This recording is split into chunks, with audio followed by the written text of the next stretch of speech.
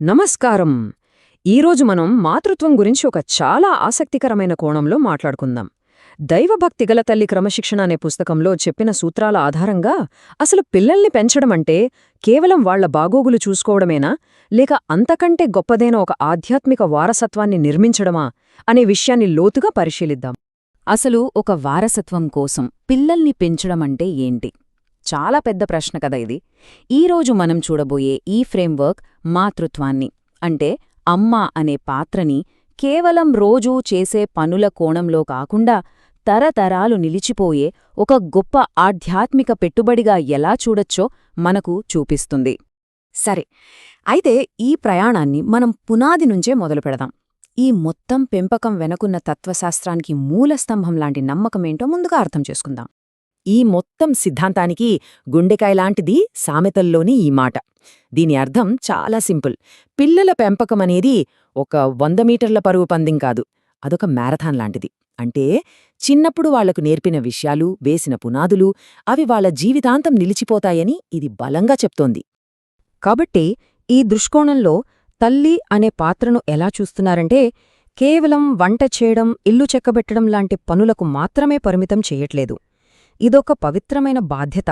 అంటే పిల్లలకి ఆస్తులు, అంతస్తులు ఇవ్వడం కంటే ముఖ్యంగా వాళ్లలో తరతరాలు నిలిచిపోయే ఒక ఆధ్యాత్మిక వారసత్వాన్ని నిర్మించడంపై దృష్టి పెట్టాలి. మరి ఇంత పెద్ద బాధ్యతను నెరవేర్చడానికి బలం ఎక్కడ్నుంచొస్తుంది? అసలు సోర్స్ ఏంటి? ఈ ఫ్రేమ్వర్క్ ప్రకారం అసలైన బలం తల్లి అంతరంగం నుంచే రావాలి. అంటే పిల్లలకి క్రమశిక్షణ నేర్పే ముందు తల్లి తన ఆధ్యాత్మిక పునాదిని చాలా బలంగా కట్టుకోవాలి. సో ఆ ఆధ్యాత్మిక పునాది అంటే ఏంటి? అదెలా ఉంటుంది? ఈ ఫ్రేమ్వర్క్ దాన్ని 3 బలమైన స్తంభాలుగా వివరిస్తుంది. 1. సరైన దారి చూపించడానికి దేవుని వాక్యం ఒక బ్లూప్రింట్ లాంటిది. 2. ఆ పునాదిని గట్టిగా నిలబెట్టే సిమెంట్ లాంటిది ప్రార్థన.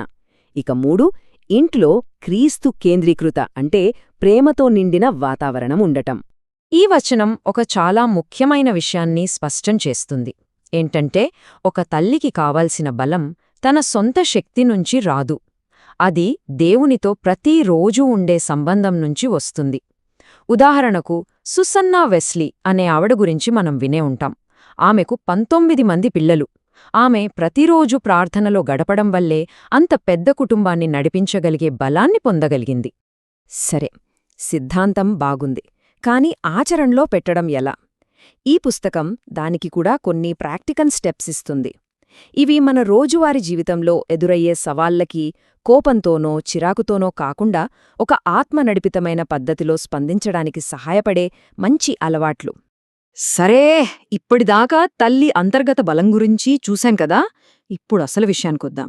పిల్లల క్రమశిక్షణ విషయంలో ఈ ఫ్రేమ్వర్క్ ఏం చెబుతోంది? క్రమశిక్షణ అనగానే బ్యాలెన్స్ అనేది చాలా ముఖ్యం. ఈ పుస్తకం మనల్ని 2 ప్రమాదకరమైన అంచుల గురించి హెచ్చరిస్తుంది. ఒకవైపు ప్రేమ అనేది లేకుండా కేవలం కఠినంగా ఉండటం, మరోవైపు అసలు హద్దులే లేకుండా అతి గారాబం చేయడం. ఈ 2 కూడా పిల్లల ఎదుగుదలకు చాలా హానికరం. అయితే ఒక ప్రశ్న: పిల్లలకి క్రమశిక్షణ నేర్పించే ముందు మనల్ని మనం క్రమశిక్షణలో పెట్టుకోవాలా? యాకోబు పత్రికలోని ఈ మాట అవును అని చాలా స్పష్టంగా చెప్తోంది. అంటే పిల్లల మీద కోపపడే ముందు ఒక తల్లి తన స్వంత భావోద్వేగాలను అదుపులో ఉంచుకోవడం చాలా అవసరం. మరి ఆ ఎమోషన్స్ని కంట్రోల్ చేసుకోవడం ఎలా? దానికోసం కూడా ఈ పుస్తకం ఒక ప్రాక్టికల్ పద్ధతిని చూపిస్తుంది. మనలో వచ్చే ఆ కోపాన్ని ఒక రియాక్షన్గా కాకుండా పిల్లలకి ఒక మంచి పాఠం నేర్పించే అవకాశంగా ఎలా మార్చుకోవచ్చో ఇది వివరిస్తుంది. క్రమశిక్షణ అంటే కేవలం పిల్లల ప్రవర్తనను సరిదిద్దడం మాత్రమే కాదు. ఈ ఫ్రేమ్వర్క్ ఆ పదాన్ని ఇంకాస్త విస్తృతం చేస్తుంది. ఇంటి వాతావరణాన్ని కూడా కాపాడుకోవడం ఈ క్రమశిక్షణలో భాగమే. అంటే బయటి ప్రపంచం నుంచి వచ్చే చెడు ప్రభావాల నుండి మన ఇంటిని ఒక కోటలా కాపాడుకోవాలని ఇది చెబుతోంది. ఇక్కడ హృదయాన్ని కాపాడుకోవడం అనే సూత్రం పిల్లల విషయంలో చాలా ముఖ్యం. ఎందుకంటే వాళ్లు ఏం చూస్తున్నారు, ఏం వింటున్నారు అనేవే కదా వాళ్ల ఆలోచనలను, చివరికి వాళ్ల భవిష్యత్తును కూడా నిర్దేశించేది. అందుకే వాళ్ల మనసులోకి వెళ్లే విషయాలను ఒక ఫిల్టర్లా వడపోయడం తల్లి బాధ్యత. అయితే ఇక్కడ కాపాడుకోవడమంటే ప్రతిదానికి వద్దు వద్దు అని ఆంక్షలు పెట్టడం మాత్రమే కాదు.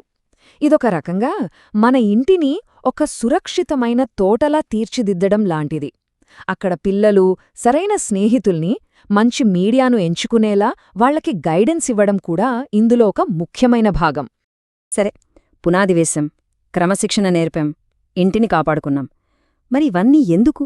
వీటన్నిటి వెనకున్న అసలైన లక్ష్యం ఏంటి? ఈ మొత్తం ప్రయాణం యొక్క అల్టిమేట్ గోల్ తరతరాలు నిల్చే ఒక శాశ్వత వారసత్వాన్ని నిర్మించడం. ఆ అంతిమ లక్ష్యమేంటో తిమోతికి పౌలు రాసిన ఈ మాటల్లో చాలా అందంగా కనిపిస్తోంది. విశ్వాసమనేది ఒక తరం నుంచి మరో తరానికి పాసయ్యే ఒక అమూల్యమైన ఆస్తి లాంటిది. అది మొదట వాళ్ల అవ్వలో, తర్వాత తల్లిలో, ఇప్పుడు బిడ్డలో ఇలా ఒక గొలుసుకట్టులా కొనసాగుతోంది. సో ఫైనల్గా చూస్తే ఈ ఫ్రేమ్వర్క్ మాతృత్వాన్ని పూర్తిగా పునర్నిర్వచిస్తుంది. ఇది తాత్కాలిక విజయాల గురించో, ప్రపంచంలో సక్సెస్ అవ్వడం గురించో మాట్లాడట్లేదు. ఇది ఒక శాశ్వతమైన పెట్టుబడి గురించి మాట్లాడుతోంది. ఒక తల్లి తన పిల్లలకిచ్చే అత్యంత గొప్ప బహుమతి ఆస్తుపాస్తులు కాదు, తరతరాలను ప్రభావితం చేయగల విశ్వాస వారసత్వం. ఈ ప్రయాణంలో పడే ప్రతీ కష్టం, చేసే ప్రతీ ప్రార్థన, ప్రేమతో చేసే ప్రతీ దిద్దుబాటు ఏదీ వృధాపోదని ఈ ఫ్రేమ్వర్క్ భరోసా ఇస్తుంది. ఈ ప్రయత్నాలన్నీ కలిసి ఒక తల్లికి లభించే విశ్వాసానికి ప్రతిరూపమైన కిరీటంలాంటివి. ఇప్పటిదాకా మనం ఒక నిర్దిష్టమైన విశ్వాస ఆధారిత ఫ్రేమ్వర్క్ను పరిశీలించాం. ఇదంతా మనల్ని ఒక పెద్ద ప్రశ్న దగ్గర నిలబెడుతుంది. ఈ ఆధునిక ప్రపంచంలో మన పిల్లలకు మనం ఎలాంటి వారసత్వాన్ని ఇవ్వాలనుకుంటున్నాం? ఈ పురాతన సూత్రాలు నేటి కుటుంబాలకు ఇంకా ఏమైనా నేర్పించగలవా? ఆలోచించాల్సిన విషయమే కదా.